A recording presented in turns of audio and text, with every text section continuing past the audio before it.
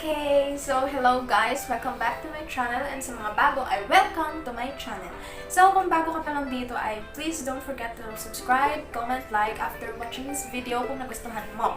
And for today's video, I want to share to you guys, naman tayo sa share. So ngayon gagawin naman ang i-discuss natin or ating pag-uusapan, pag-uusapan natin is about punctuation marks. Punctuation marks. Ano ba kasi yung punctuation marks? Diba yun yung mga period, comma, quotation marks, mga exclamation marks, mga question marks, para maging maayos yung pagbabasa natin or yung tono natin, maayos natin. So, without further ado, without any more mga talking and whatsoever, let's proceed directly to our topic.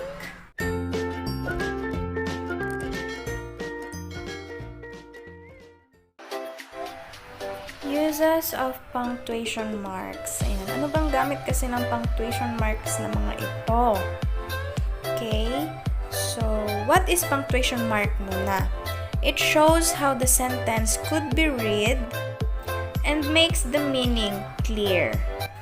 Ayan. So, di ba kasi minsan may mga taong nagsasalita or nagbabasa na parang walang tono yung mga sinasabi nila or whatsoever na pinabasa nila. Kasi hindi sila marunong gumamit or hindi nila alam kung paano gagamitin or kung ano yung tono ng mga punctuation marks na nandun sa kanilang binabasa or kanilang sasabihin.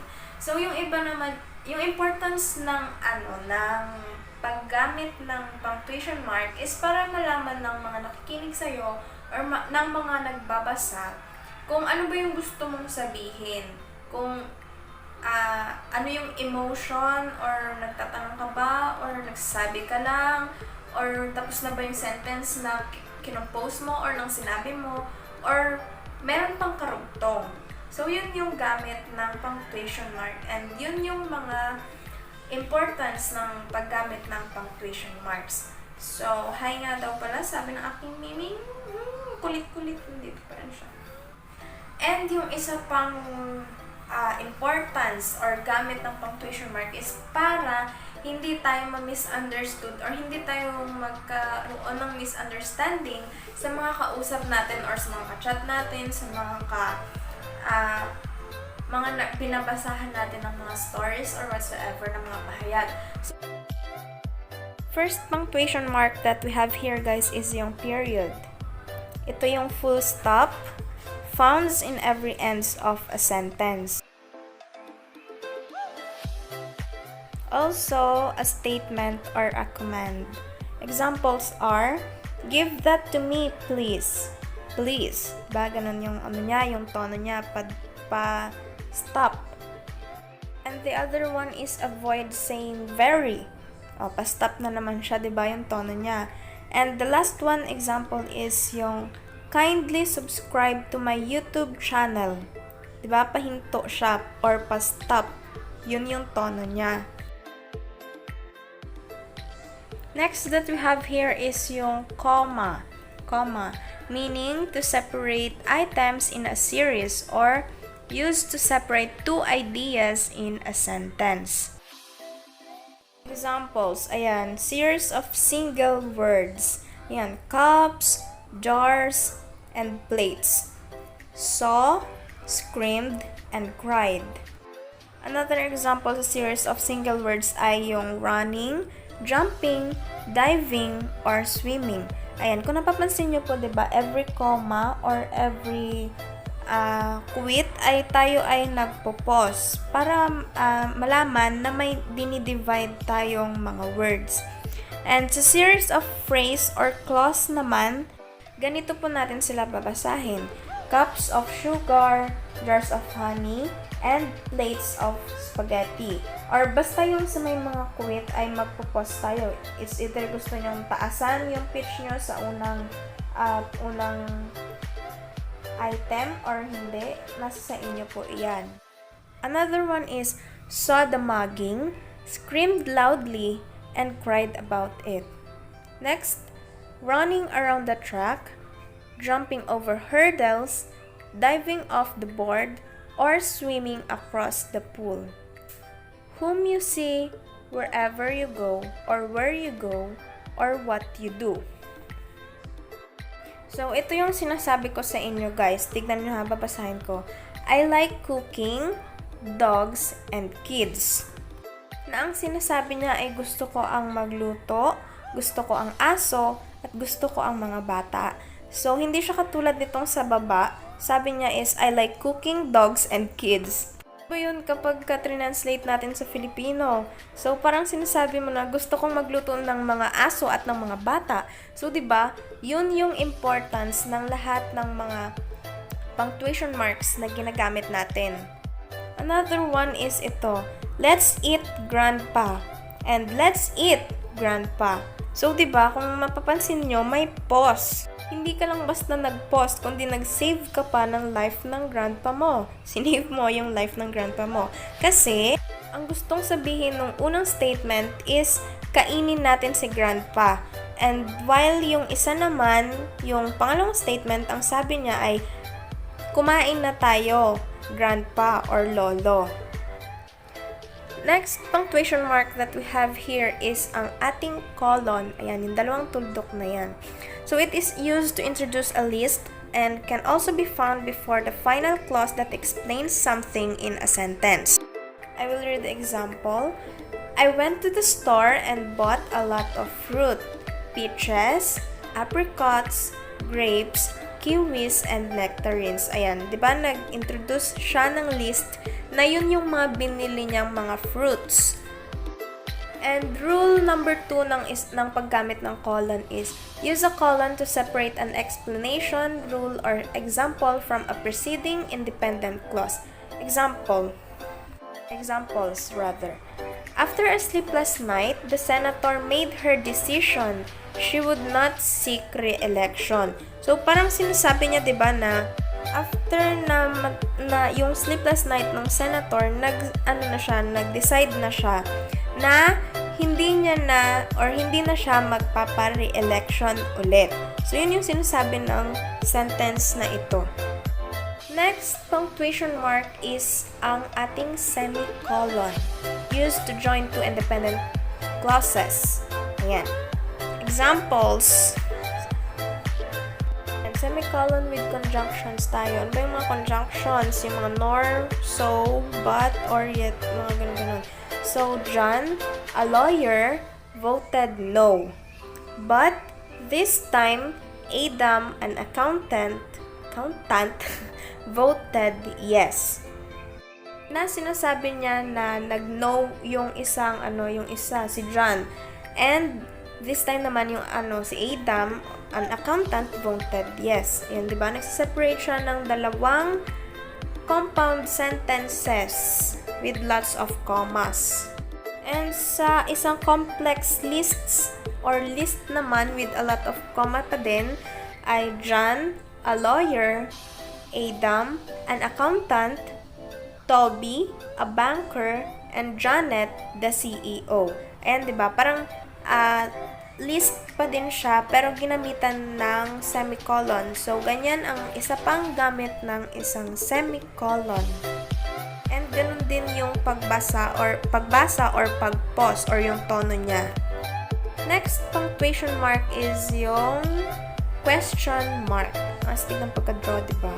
So, to show that it is a question and used when you are asking. Question mark, ayan, example, and a direct question. Have you seen the film yet? Ganun yung tono niya, guys, ha? And yung isa naman is, what are you doing? Or what are you doing? Depende sa tono ninyo or sa gusto nyong iparinig or ipahayag. And another one is, indicate certainty. Hindi ka sigurado. John was born in 1988. Diba? Parang dugtong period pa din siya, pero nag-ano ka na hindi mo sure. Kaya nga may parenthesis, tapos may question mark sa dulo. How about series of questions? Ito, ganito naman. Is it good in the form, style, meaning? Or, he's been hospitalized? Why? Is he better now? Diba? Yung magkakasunod-sunod na mga tanong. And a tag question. We have never seen that, have we? They're not doing very well, are they? So, di ba, medyo may pagka-British yung ganitong style. next punctuation mark is ang ating exclamation mark. Ito ay after an exclamation or to show strong emotion or to give a command. I'll just read some of these examples. I'm so mad at her. Tapos yung isa naman is, why don't you listen to my words? Diba? Parang medyo nagagalit or merong strong emotion na sinasabi na medyo galit na ako. Yung parang ganun exclamation sa dulo.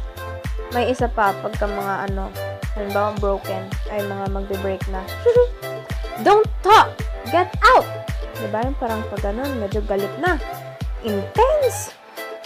Ayan, medyo naglalagay lang tayo ng higher pitch sa mga dulo, 'di ba? So ganyan yung pagbasa, guys. Kapag medyo intense or may exclamation mark sa mga dulo ng mga sentences, medyo pataas yung pitch, okay? Next naman na meron tayo is yung ating slash or slashes. Ito ay ginagamit para i-separate yung mga letters or numbers or to shorten a sentence. Ayan naman. Kailan ba tayo dapat gagamit ng slash, okay? So, gagamit tayo ng slash pag magsiseparate tayo ng parts ng website or sa URL. Ayan, di ba? Lagi naman natin nakikita yan. And another one is pag mag-i-indicate tayo ng fractions. 1/2, 3/4, yung mga ganon. Next na kailangan natin or kung kailan tayo gagamit ng slash ay kapag nag-i-indicate tayo or nag-ano tayo ng mga dates, nag-separate tayo ng day, month, and year. Ayan, di ba minsan nakikita na rin naman na natin to sa mga applications, sa mga notebooks natin, minsan ginagamit natin is ganito na lang tayo mag-date, di ba? Or maglalagay ng date. Hindi na siya yung word by word. And another one is yung pag mag-form tayo ng isang abbreviation.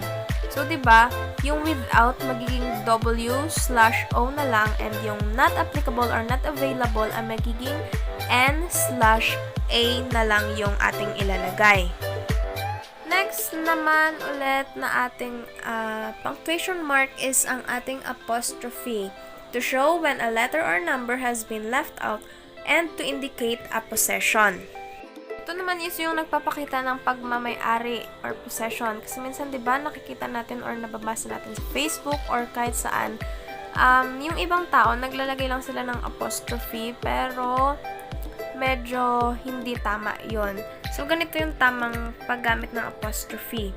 The members' vote were tallied and recorded, which means na yung mga vote ng mga members ay natali and na-record. Another one is we voted for higher teachers' salaries. So, ano yung binoto nila? Higher or mas mataas pang mga salaries ng mga teacher. Teachers salaries. Ayan. Pag plural, guys, yung subject or yung mga nilalagyan ng apostrophe is pwedeng apostrophe na lang yung lalagyan natin at hindi na dudugtungan ulit ng S. Minsan, diba, yung ginagamit natin yung apostrophe tapos may S. So, yun ay yung pagka-singular lang yung gagamitin nating subject. Next punctuation mark natin is yung ating ellipsis mark. Used when one or more words are intentionally left out or used to shorten a sentence, especially when it is just copied. Example, I was thinking about you today. Another one is, were you thinking about me today? Minsan, diba, may mga ganong mga pag-compose ng mga sentences. Example is kapag i-replace natin yung mga omitted words. What good fortune that the people do not think. Ayan. Omitted words is yung for governments. Ayan. Next example is kapag may pause effect siya. So, diba, minsan pagka babasahin ko, guys, then it appeared a genie. Diba yung ganon? Parang medyo may pause. Third one is pagka unfinished yung thought natin or yung sinabi natin. I knew he deserved it, but yung parang medyo napuputol and hindi natin natatapos yung gusto nating sabihin or yung iniisip natin. It's either na-distract tayo or hindi na talaga natin gustong ituloy yung ating sasabihin or yung ating inisip na ganon. Next next punctuation mark natin is ang parenthesis or parenthesis, used to add extra information to a sentence.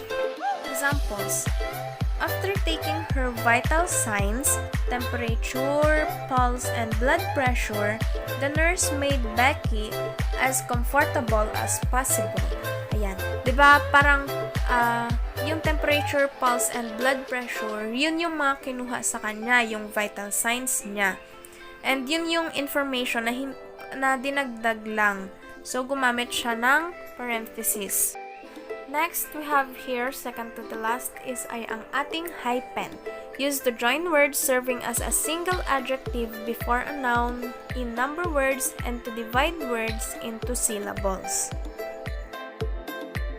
Here are the examples, guys. Babasahin ko na lang po pero ganito talaga yung gamit ng hyphen. Close up, empty-handed, far-flung, far off, high-rise, high-tech, hush-hush, and life-size.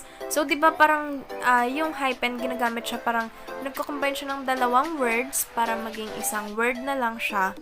Last that we have here is our quotation mark, used to indicate a phrase to show that someone else has written or said it. Minsan kasi guys, di ba gumagamit tayo ng mga sayings or yung gumagamit tayo ng mga statement ng ibang tao and sinasama natin siya sa mga essays or mga sinusulat din natin. So guys, meron tayong 3 ways to use quotation marks. First is yung at the beginning. The car is red, he said. Ayan, di ba? Sinabi nung isang kausap niya. And at the end, pwede naman natin siyang ilagay sa end. He said the car is red.